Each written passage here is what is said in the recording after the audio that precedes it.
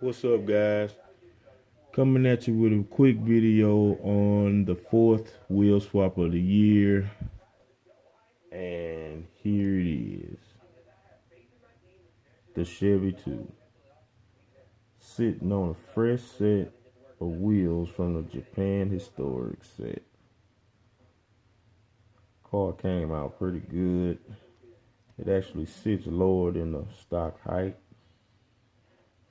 Check it out, man.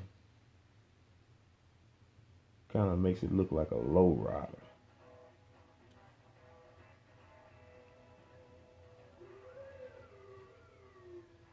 Road's really smooth, man. Really smooth. And that's it, guys. Leave a comment. I try to get up with you. Don't forget to hit like and subscribe. But this is it.